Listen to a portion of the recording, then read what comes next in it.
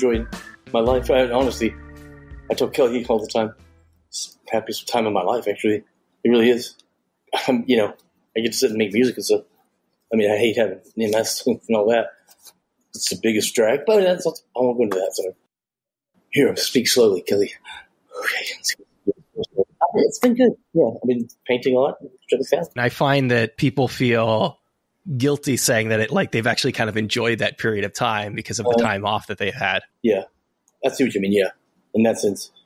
But yeah, I don't work with a regular job, so I don't have a job.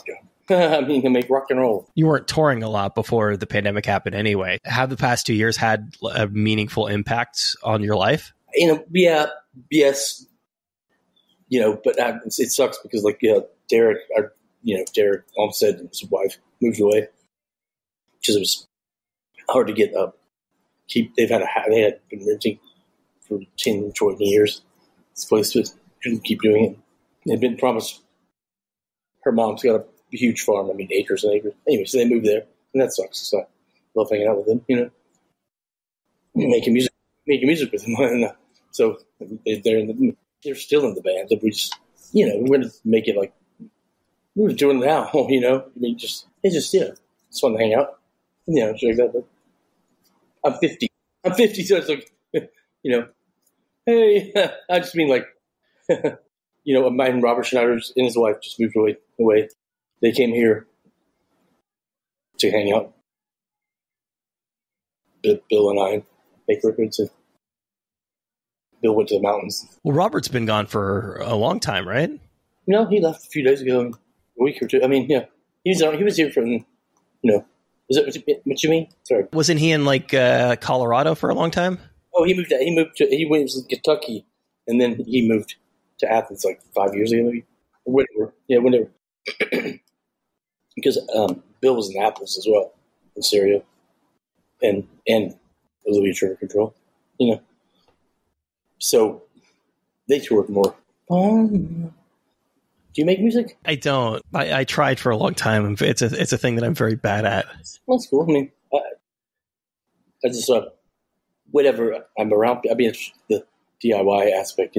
It's like, can you bang on this thing for 5 minutes? Yeah, cool. Will you do that? And I'll do this, and we'll put that on track. And I mean, noises and stuff. I'm just curious. I would be more than happy to lend you my very mediocre talents, but I know every time I've been around people from your scene, it's very intimidating because it seems like everybody can play 50 instruments. Well, I mean, that's not me. That's Scott's played and then trumpet for years since high school. I think I did not go to high school with it. I happen to know that. I think there's a thing that happens when you go through a very serious health struggle, like the one that you've been dealing with for some time now, where you start thinking about these things that you don't in a way that you don't when you're younger and you feel invincible. I think you're right. Yeah, you are right. Actually, well, the MS really is that what you've been, or maybe not, but maybe, but yeah. I can manage it. It's pretty good, but it's bad too. So when Kelly first met me, she was like, "Oh man, the room." I had all my records. I was set it up nicely when we played one record. I was into that sort of thing. Now, and 10 years ago, whenever I got this, I said, I'm stepping over some of my favorite albums, cracking them in half because I feel so bad. Not mad at them, just I don't fucking give. I didn't. That sort of thing. You were angry because of the diagnosis? Well, I just didn't give a fuck because I wanted to stomp. I was just playing this shit. That's me. It just hurt. Anyway, it hurt so bad that and I'm managing it now. It's hard to imagine if I was good about keeping up with stuff and enjoying it. But now it's a little different. I just look stuff up from the situation on YouTube and not feel bad because I know about their album. I guess it's been 9 years since we had our last conversation, and it sounds like you probably had been diagnosed not long before that. But you seem to be. I mean, it's hard to tell over a virtual call, but you seem to be doing well. Yeah, I'm really good now. I've gotten under control a lot more, and I still have to do the shots. I do oral medicine now. It's so much better. I would say it was hard for us to keep the shots and stuff on ice and make sure that I do it 2 times a day, shoot up the serum or whatever. But between the years in between, we have pills you can take. I'm switching a little bit. I go like that. Switch. Get me Kelly's. They're Pfizer or something. She's like, it would be like $2,000 a month for you. Like for these, and we get it for free from incredible healthcare system. When you say you have it under control, what does that mean? I'm taking those pills that make it so that I don't get any more, hopefully, symptoms and stuff. But I have, I forget the names of them, but like I have all this like neck and all this, but it numbs that or whatever. I take that twice a day. But I didn't have the same one. But the doctor had me on something else, and he was like, Pfizer or whatever. You're not going to be able to get it for free anymore. But I'm on some good stuff now. It helps. I'm always curious when somebody is, dealing with something that is chronic and that is lifelong. Can you go for a day and not think about it, or is it always just kind of there? No. Yeah, it's okay, but no, it's But as soon as I met the meds from earlier today, I get it twice. See, when they start wearing off, I know. It's like, I can feel it. Go take your pills, dummy. It's no big deal. My grandmother had it. She had it the entire time I knew her, and some time before that. And it's something that. Did you walk? Yeah, and she was very cognizant of it because she had been a good artist earlier in life. She was great. She was great at drawing and painting. And when something like that impacts your motor skills, that's hard to hear. Yeah, you have to change what you're doing into a different thing. I try to do. It's always like, if you were painting, whatever, try to. I don't know. She liked minimal. You see what I mean? Like, I can only do this, so you got to switch what you're doing. But if she landscapes, then maybe she can't do it anymore. She didn't make a living doing it, so it wasn't. Obviously, it was very sad, but it wasn't a hit to her livelihood. But painting is such a big part of what you do, and it sounds like you're still pretty actively painting. I am. Yeah, I draw more because it's not as messy. It's really the case. But I've been really getting, because you see some stuff on, getting into it again. When Kelly bought this house, I'm too bad at putting things. Anyway, the room I'm in now is one that we had rented out to people, like the one that we rent out to a guest. But it's like it was one. Let's see, it's got a ceiling fan. It's got it's not what do they call it, so that it's sealed and stuff. It's not it's really nice in there. So outside our studio down here, and it's nice, big, windows to look out of. It's really cool. Did you say that you had found a way to basically change your technique? Yeah, that's what I would. In that, if I was or that kind of sort of thing, it's like, look at it, try to look at it in a different way. Okay, I'll be more minimal. It's like it's the same thing I try to do with bands. It's like, slow down. Okay. George Martin said to the Beatles, or whatever, it was on the Beach Boys documentary, but he's like, good groups take what they've learned and add some stuff. Add thing. Beach Boys, some members of the band Beach Boys, he didn't say it directly. Yeah, I would say one in particular wasn't especially psyched with the direction they went in. Yeah, but then when they did put it out and he wanted the money, of course, when it actually came up, physically actually came up. Just, for years, I was fucking obsessed with it so much. Because I just found it so fascinating. I remember I worked at KLPI, it's a radio station, Louisiana Tech University. I went to college for 1 year, but anyway. So they had in high school, called them up and said, I don't have any friends. Can I come work with them? Yeah, come check it out. So I became a station member or whatever when I was 16, 17. It was really fun, and they had a huge live back catalog, and so Beach Boys. So that's when Robert turned me on to Pet Sounds.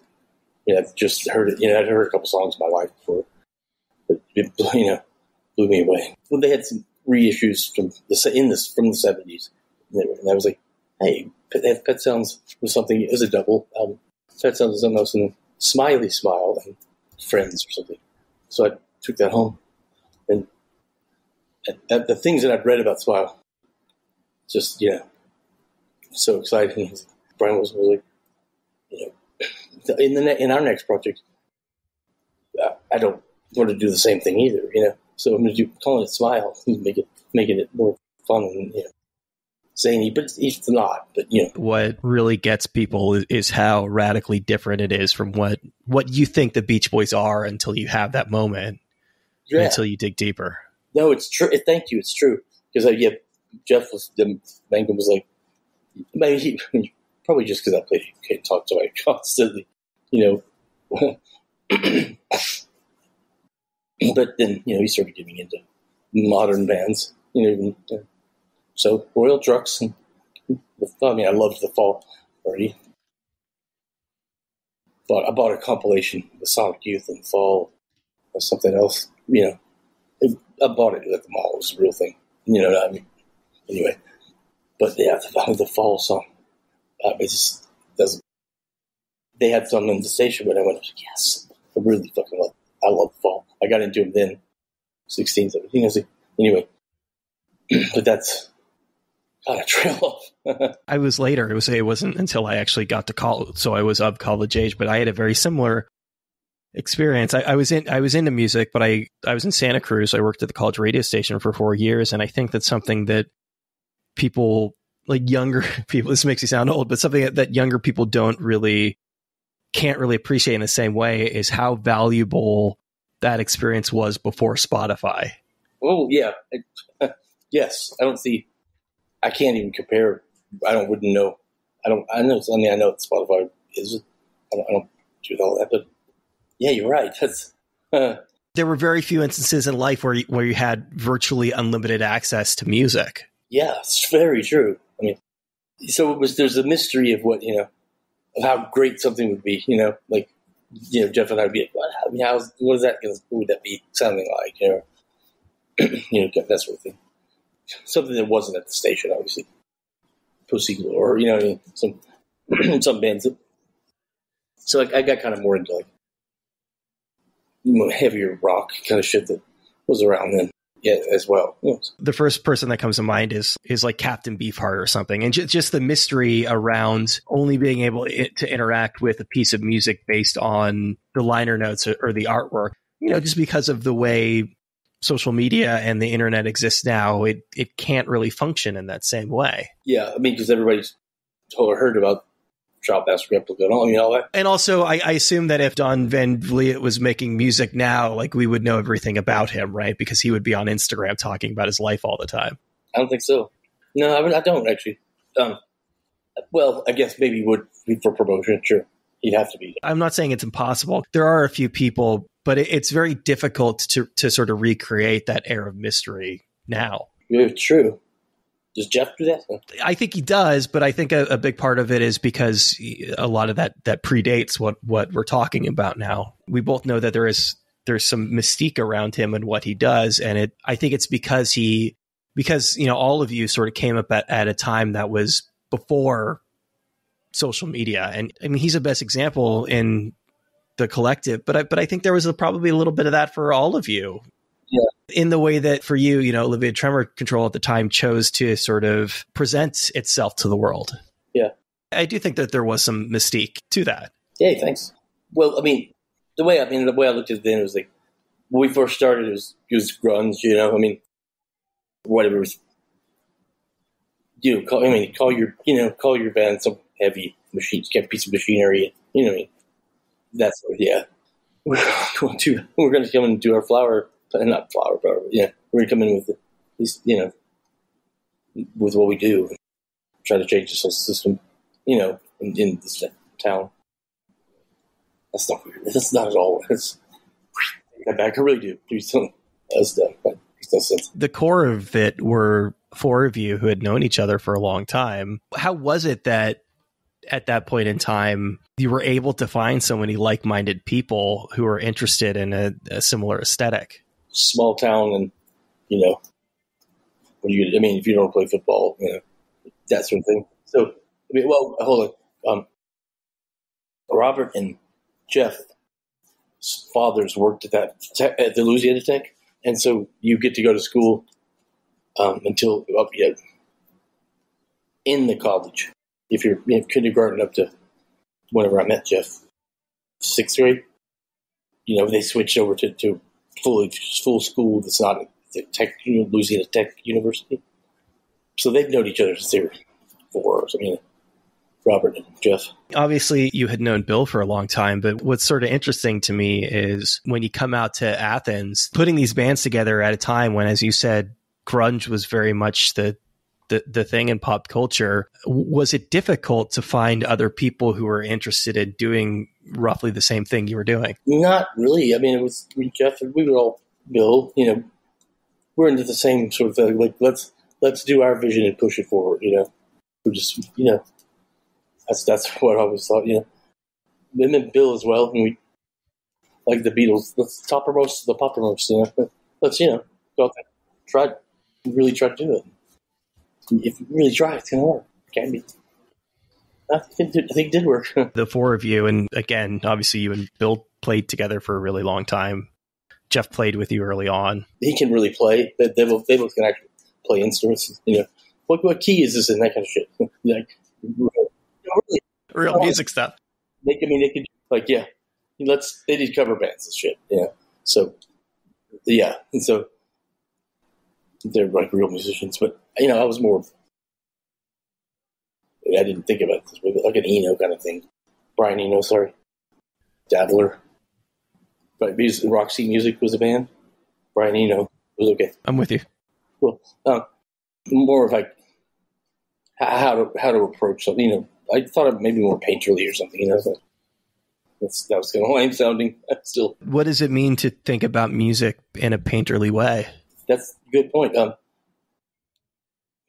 I used to do this when I was in my room was totally minimal and stuff, and I tried to do like at least I had gotten enough money from different things and able to kind of set I had compressors. I had these things that I really hadn't. I just was learning, and it was easy. It was easy and fun. I really kept the equipment up, and I was like, man, I'm gonna try to record 3 or 4 songs a day. I did. How does being a painter impact the music that you make? I used to be like super minimal, and I'm still into minimal music. And so is Bill. He introduced me to John Cage and these kinds of things. I bought an organ as well. A big one that not Wurlitzer, I think it is. Take a couple pieces of tape and poke them down, and just put it out in the room really loud, and start. So I'm imagining that's like green fuzz or something, green forest, that kind of thing. And then, that's like little pink spots of like splash. They're deep green. So that's how it somehow reacts to me. Like I'm looking at things, just looking around, like things are catching my eye. Like, I'm, a canvas. So it's like a large blue, and it's kind of fading into a different hue, and it's about the hottest pink splash. So I'm making the example stuff. Do you have synesthesia? I kind of do. I think I do. I've never. I guess maybe not. To hear you describe sounds as different colors, it obviously it's somewhat metaphorical, but there are a lot of people who have that. Yeah, I don't have that. You don't have that? No. I like to think about things as that. Somehow it got to this, but Derek was editing, and he's on the records too, with Circulatory System Mosaics, with the Mosaics. And there's a song on there. We eventually, he called me one day, he goes, what's Nano Man? Nano Man? Never heard of it. What are you talking about? Nano Man. He goes, Nano Man. I was like say it that way, so he I should know. Oh yeah, Nano Man. Yeah. And he played for me. He's like, no one else can. Laying down planes of color is a way of life. I was like, oh, I remember this one. I just did it in 20 minutes because I had the equipment, a decent mic and sort of drum set kind of thing, Yeah, and forgot about it. I mean, it's just, I like to do that kind of shit. He's like, Nano Man. I don't know what you're talking about. And he played, I love this one. Like it's somebody else's song. I was like, oh yeah, no one else can. So I think I call it, I don't know what I call it. Something about planes, PLAINS. That you were so productive at that point that you were just making pieces of music and effectively forgetting about them? Kind of, yeah. Logging them. How about that? I wasn't trying to. I just enjoyed it, but I could keep the ideas up there. I'd forgotten about that one though. Not because I didn't like it. When I heard it, I was like, "Oh, I love this one." As if it was someone else's song. So. I think a lot of people are like this. That an important part of whether it's writing or making music or making anything else creative, that they require a good editor, and that sounds like the case for you, where you can kind of mess around and make a lot of interesting stuff, and somebody needs to kind of curate it and pull it together. Always, yeah, it's nice. In fact, yeah, Robert Schneider, Bill. I remember Black Foliage, the song. I was like, I had the lyric. Anyway, something near the end, and I remember writing it at my mom's house, just in the years before, just some of the lyrics, and it was like I just man, don't just stop at that last song. And I can't remember the lyrics right at the very end, but he was like, don't do that. Oh yeah, you're right. That'd be so much better. He could offer something like that. Like, well, it's good as is. When you and Bill were making music together, how collaborative of a process was it? I was very. He looked to me for the concepts of stuff and lyrics, not directly necessary that I would say, here's some lyrics for a Black Foliage type song, or But I would talk about it stuff, and he would like that. And I'm sorry again. I'm getting a little. Again, I love Bill, obviously, but we had falling out for a while, and then we got back together, and all that. I'm so glad we did that.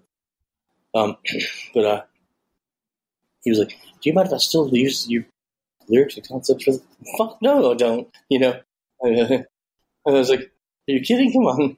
So that made me happy, laughing about that. The two of you had known each other for a long time. Was the falling out? Was it over creative differences? Yes. Yeah. Yes, I guess so. I couldn't.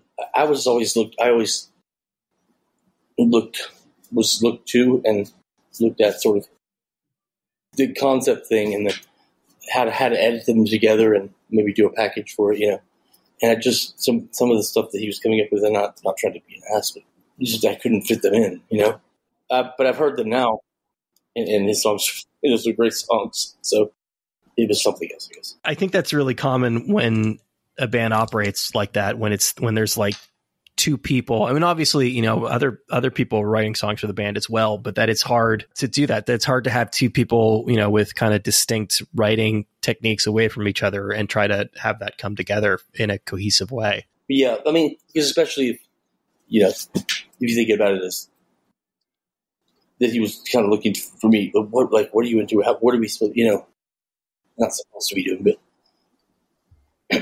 and I just couldn't reach him as a person. I think a lot of it too, and you can probably really appreciate this now. A lot of it is when you're younger, it's hard to have humility and it's hard to, to compromise. Yeah. Because, be youthful. Maybe you're like, oh, I'm going to have to get out there and do it, and, and you do and did. And what we did. But yeah, you're more, it's youthful. It's exuberance, think so, yeah. Yeah, I mean, I think you're right. What brought the two of you back together? Oh, I know. I can tell you what it is. This guy asked us to do an all tomorrow's party. It's Olivia Tremor Control in, I think, 99, maybe. Could have been 2000 or something. But this guy, somebody Gallo. Oh, Vincent Gallo. Vincent Gallo, yeah. I've never heard of the guy. He's an interesting guy. He's a filmmaker with some very interesting politics, let's just say. Okay, and so, I guess he was given choices of, I was like, yes, we'll come. It was so cool. I mean, so that's what brought us together. Thank you, Vincent Gallo. It's really cool. I mean, so, yeah, we got to travel, I think it was to Europe, So that was exciting. And I was like, we're going to bring, Scott, Julian. I was like, we can do it. We don't need to. Yeah, we do. Bill, man, come on. We need to, full thing. Oh, okay. I think, was thinking, we're great. We don't need all that. I was like, I think it'd help be part of the thing that we loved, or I loved, to have Julian banging on, is like a saw. Man, but sometimes he's just kind of, it's from Milk Hotel. That's a big part of what made what you were doing and what a lot of Elephant Six was doing so special was that it was both spontaneity, but it was also this sort of community and this sense that like anybody could kind of come in and out at any time and really contribute. Yeah, it's true. But that's what, when you were saying earlier about, and I said that I didn't know where Scott would, he don't play horn there. Jeff remembered that when he was putting together NMH, Neutral Milk Hotel. I'm sorry. I thought you wouldn't get the joke. The other time I'm reading this thing, Royal Trucks, Neil Michael Haggerty, the NMH, and I was like, why are they? I'm confused about why they're mentioning Neutral Milk Hotel, Neil Michael Haggerty. That was confusing. I always thought of Olivia Tremor Control as being over the counter. Yeah, I mean, people have said that too. Yeah, that's great. I like no, it was. If Vincent Gallo or anybody else had approached you a few years before, do you think you would have been at a place where the band would have come together? I would have done it, yeah. I would have done it. We were both waiting. We couldn't wait, But, yes, it's the differences of things, yeah. I'm sorry. I mean, I don't know how old you are now, but I was turning 30. That's just, Bill's like 4 years older than I am, so. Put that together. I think it's a funny thing about life is like sometimes you want to do something and somebody else that wants to do something with you, but you still need that outside party to tell you to get back together. Yeah, that's great. Exactly. Good call. Thank you. Yeah. I know that the two of you made some music again. How quickly from that initial reunion did you actually start recording again? Real quickly, actually. I think I was drinking. I'm drinking now, but I was drinking a lot. Hard 2 bottles of vodka, and he was like, what, that kind of thing. If you come to my house, we could come to my house every Sunday, do Olivia stuff, make up songs, see and record it. So we did that for years. I'm not sure how many, whatever, but that was beautiful. I love that. I know that myself and a lot of people who are fans of what you do were excited at the prospect of reunion, not just to see you live, but the idea that you'd be recording again. But it seems like I know you put out a song, but that was about it, right? Yeah, I mean that pretty much was already done. It's going to be on Dusky Cubis Castle actually, but it's not. It wasn't finished enough. Moved it on, but you just put it aside. That's what I mean. Music from the unrealized film script, Dusky Cubis Castle. No, this is the thing. It's a fake pretension. Bill and I, we're always going to say the entire time. Music. Yeah. I will never call it just Dusk. Right. It's just stupid. I mean, by the way, this is the other one. We're the Olivia Tremor Control. He goes, I apologize for that. No. He turned the CD over and goes, on this side it says Olivia Tremor Control. There's no the. I was like, hilarious. I mean, so he said, look, it's la. No, it doesn't say that on there or whatever. The last time that you spoke, and I think that, again, as I said at the top, you've been maybe the most requested return guest I've had with the show. And I think the thing that everybody is really curious about is if if there will ever be any more Olivia Tremor Control music in the world. I certainly hope so. Certainly hope so. Yes, we have three quarters of a double album. You know, it's different ways. And Robert's wife, Amy, said he always has to be involved. That's fine. He's my mentor anyway. Same with Dust. Music from Dusty Q-Scales has to be involved. To make sure that even if he doesn't record it, it's just to make sure that it sounds something Bill and I would both like. But no, we have a double. We have more than a double album already in the can. That we don't have sequenced or anything, but you can probably tell from our records. On my end, I would bring in things like bits in between songs and stuff. Those that all means a lot to me and everybody really. Something. I remember like 3 years earlier. I remember creating some thing that was like and it could fit in with this. But then Robert listened to it and was like, he just heard an EP. And so we did record a few songs that didn't work out. So yeah, but it was cool. Followed the Amy thing. This is so terrible. So we have. I need to just say to Robert, just a couple like last time I saw Bill. I could sing. I'm not going to sing so, but my part on it. It's so exciting. I can't wait to do it. It's it's like an often one of his. It's kind of like not 50s rock, but early rock and roll style. But then it goes into this middle section. He's like, "Will you come up with something here to have like you singing, like I'm saying, you just come in with something." So yeah. And I've just I'd been throwing this striping the orchestra. Just a phrase I liked, and I've been writing it. And Derek was like, "I love that. That's cool." So when it came time to do that, I was at his house, Bill's, That's again.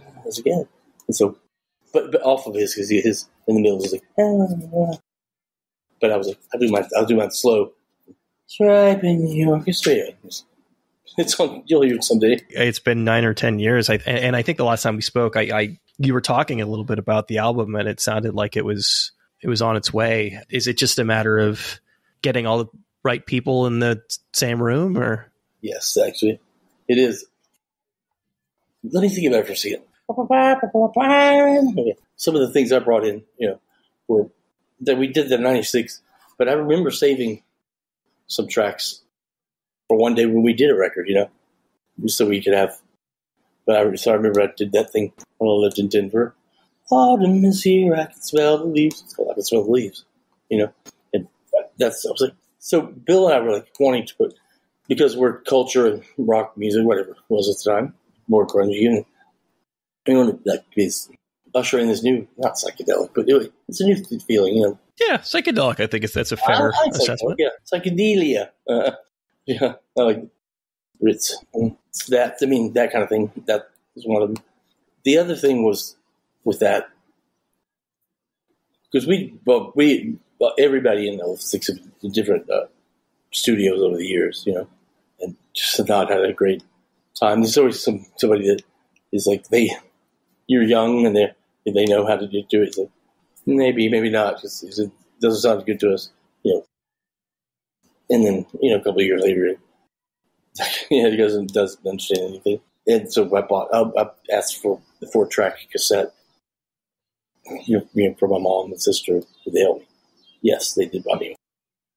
So that was awesome. That changed my life, obviously. I don't need to go to a studio place, where they have. Losing Bill, I assume was effectively the end of the band. Since, again, in the past 10 or so years, what has your relationship with the band and with the music been? It's good still, honestly. At first, I said, Bill went to the mountains, and I just, and I kept saying that, and I had a dream one night, really. In the dream, That was this cake, not a cake. It's just anyway.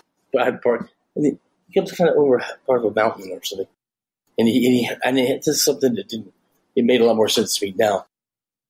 He always had a show shirt when we played shows. He would, it was a nice shirt he'd wear, and he came over with that show. I was like, Bill, he's hey man, what have you been up to? It was so cool. He was there. I mean, it was beautiful. It was really beautiful. Like how you been? We hugged. It was nice. You been making music? Yeah. I mean, let's hook up sometime and make music, And then he wandered off to the other part of the mountain. I mean, he was like, "Good seeing you, bud." It was great. It was fantastic because I'd had some many dreams before, but I could tell it wasn't that. There's one that he said, "You guys should have a kid." No, no. That specific dream, you came away from it feeling like he was at peace and like you were at peace. That was real. I mean, somehow, I thought for sure that was real. He touched me, but I mean, if you're going to give this advice on one dream, I think that was real. I mean, he was like, "Hey, I'm doing fine here, wherever I'm in the universe." I was like, "You got your show shirt on," because I didn't ever quite understand. I mean, I did not understand, but it made me happy. I was like, "Hey, he's got his show shirt on." This kind of thing, like, it's sweet. It's bittersweet too. He was always very well dressed every time I saw him on stage. A dandy. He didn't say that. I'm not calling him a dandy. He didn't ever say that. But, the King's dandy. I don't know, and you can correct me if this isn't right, but kind of looking at it from the outside, I would think that some of the difficulty in ever producing that music or that music ever coming out is like feeling like you really want to do his legacy an honor, that you need to get it exactly right. Yes, that'd be great. I mean, yeah, I think we owe it to him, Well, maybe not. I don't know. Okay, I've always switched to this. Velvet Underground. VU, do you know that album? Yeah, I do, yeah. They fucking forgot about it. But they went back, whatever years later, to get one of the other albums out to remaster it or something. They forgot about that one. Which may be their best album. Honestly, I don't need to judge it that far. But it's got Foggy Notion. It's got Stephanie Says, The Ocean. It was just John Cale. That was the only thing, because it's like they didn't get along eventually. Yeah, he was just on those first two records. Yeah, I mean that's just. But I was watching something about it. So last night. So it was like, did John Cale? And he goes in, and he was gone in 6 months. And it's like, so they must have recorded VU in there. The tracks for that. Okay, cool. Get the new guy to go to 3. So I'm saying that got put in the can, and when they came back years later, they forgot. Oh God, we recorded Foggy Notion, and Stephanie Says, and all these. Yeah. You did not. Yeah, I can't stand it more. Yeah, and Stephanie Says is obviously something he came back to on Berlin. Okay, I don't know Berlin, but there's a song on Berlin called Caroline Says Part 2, and it's basically a rewrite. Yeah, but it's a rewrite of Stephanie Says. Okay. I think what he was doing there with that rewrite, and I think maybe what you're getting at is I think about this a lot too with my own work, in that, in like a very small way, if I'm writing something and I leave it for a bit and come back to it, I have an entirely different relationship with it. And that's kind of exciting, right? You can re-embrace it in a way that you might not have when you were in the middle of it. Yeah. Yes. And that's, your brain is kind of like, remembers you have exactly what you want to do. If not, you can embrace it and enjoy that, that was about thinking about somehow about the painting references and stuff, like where a field of blue fading, a little bit with pink dots or whatever I'm saying. It's like now you can look at it, come back to differently, because it's been time. To kind of bring us back around to where we started, over the past couple of years during all of this, what has your relationship to music been? Both in terms of, obviously we talked about the Olivia Tremor Control stuff, but whether it's Circulatory System or under another name? I mean, are you writing and recording new music? Yeah, I am. Yes, not bad, not as bad, not as much as I was, during, I don't know when, but I had a 16 track digital machine. The band had a final payout kind of thing, so I said, hey, get a 16 track. And so the only one that had a pitch control you could change was Roland, I think, or something. Everybody else bought the same one besides. Not the one I bought. It's super expensive. Yeah, that's how I made Circulatory System. A lot of it. I sincerely, and I know I'm not alone on this, I sincerely hope that we'll, be hearing some new stuff from you in the not too distant future. Yeah, I mean, do you know Nisi Gallants? Oh yeah, he's in the band now. He's incredible about that. He's been a fan for a long time, and he understands the same way Derek did. Like, he's been around it for so long, He can say, "Do you remember the song, Nano Man?" Like, what? Same kind of deal. Same kind of deal. We're friends, and I'm a real person, like, not a dick. I'm not a dick, but it's like, so I enjoy that kind of thing where it's not too. I'm training off, man. Sorry. There's no pressure. So in fact, he went through a bunch of my tapes in the last. I invited him. He was here for like a couple weeks, and it's great. And he also did signal warning, the editing, and sequencing for that, as well as Charlie Johnston. Because I said, would you help me make a single album, 45-minute album? We've never done that. Everything's been doubled. I love that. I love that they're doubled. Signal Morning is a single, album. I mean, it works. I love it. I love his editing. So I like his editing. So I invited him. Again, last time we spoke, and I was over at your place. The sheer numbers of cassettes sitting around with music on them is overwhelming. Yeah. Like things that I've written on. Yeah, I know. I mean, just at your place, like there are tapes and tapes and tapes of stuff that you've recorded. Yeah, okay, yeah, not the Who or something. Yeah, that's just that's. No, I mean, I'm sure that there's also some Who records in there too, but specifically your music. Why? You're just silly man. Well, so many bootlegs of the Who and Rolling Stones. Yeah, I'm sorry you got to see the bootlegs. Sorry, it was dumb. Again, it seems to me from the outside that there's a lot of music that you've put on tape that's just kind of waiting for somebody to come along and, make its final form. Nisi's kind of the man on this one. I was like, I'm very excited. I mean, it's going to be a single album, and it's going to be called Chapter Chirp, I think. Chapter Chirp? Or Chapter Chirp. Yeah. Chapter Chirp. Chapter Chirp, peeping through the notary. Customs very Chapter Chirp. The tour guide hides his cantaloupe like a good little haiku.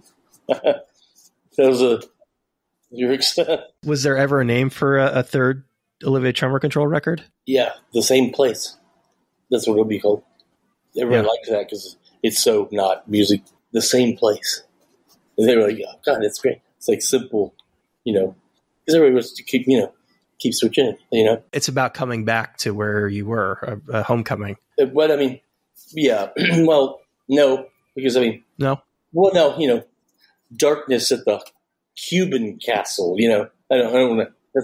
That would be go back to the same place to me. The same place in that it's coming back together to have this music project again. Oh yeah, I see. But we did spend years before he was gone. At his house making. We recorded tons of songs. They're really great. I mean, I think they're good. I bet they are, and I'd like to hear them someday. I play it for other friends, like, yeah, it does sound like it, but something's not quite there. And I was like, well, I haven't done backing vocals on Bill's song yet. Look, this is switch a little bit. This is great because Bill did all his vocals. I mean, lead vocals, at least. I mean, if I was gone or something, I haven't, that's the same. And probably alternate takes, He had finished, and you haven't quite finished yet. Yeah, well, I mean, no, I mean, like, I mean, yeah, those are the things that I may not tackle at the same time. You know, he's tackled it. You know, he knows what else to the lead vocal and the backing vocal. You know, but we played a lot of these songs in the past. You know, so I was like, and now I'm seeing striping the orchestra. You know, and then it goes back in. That's all. His stuff is actually on cassette. I mean, on the digital. You know, but the last practice we did, we didn't record it. It was practice, but that was the song we were working on. And his vocals, it's on the computer, so this shit can come out. You know, I'd like it to. You know, a lot. I'd really love that. Yeah, somebody else like in the band or whatever. Like, we just need to. And we need to just say amen and to look. We imagine this being a whole thing. Let's just get it up to that point and then play it for Robert and see if he likes it. Ask him to do mastering and fix, add some stuff. I think it'll be great. The same place. It's gonna blow your mind. Musical, the underground school. This was called The Same Place. I thought it was funny. The song was good too. The way I was saying stuff earlier about the next album or project, it's in your case, I don't want to write the same book again, but maybe this was huge. So that's Pete's very special, but I got to say, Eric Harris. I was thinking about that, but I was listening to something the other day. He gave us. I was looking for. I don't know if you've seen this before. We have an old song called Umbrella. I don't know if you've ever seen this part. Well, I remember the last time we got off of the last tour. I think about it. It's like I remember I forgot that Pete was there until I heard it recently, days ago, because we were looking. I think Kelly. I can't remember why, but we might want to put.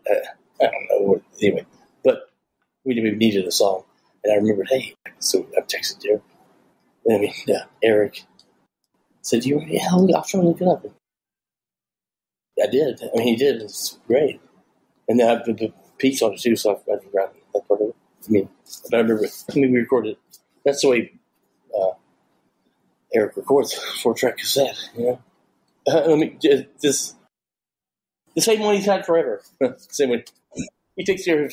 Yeah. I thought that was Kelly knocking on his head. To be funny. Oh no, your facing fell on your head.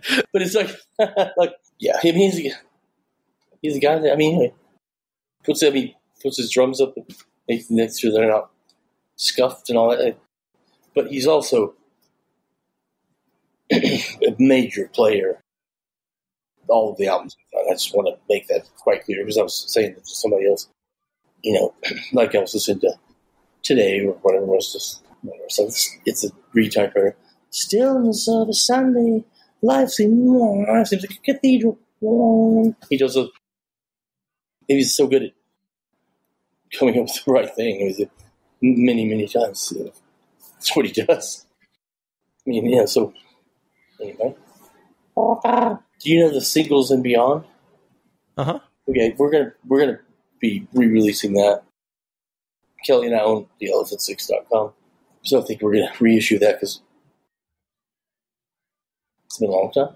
And I've never even heard it on vinyl. I have a copy. I had a CD, so I listened to that. But there's a lot of songs on there, and I think it's maybe shit, skips or I don't know, not skips. There's a lot of songs on there, and I would say that some of your best songs are on there too. Gracias. I'd say that too. Thank you. Just from being like, we were young once, it's just, was it, that Lou Reed said, to Andy Worrell said to him, how many songs did you write today? I'd written 0. I lied and said 10. You won't be young forever. You should have written 15. Yes, it's true. The magic of youth and all that kind of thing.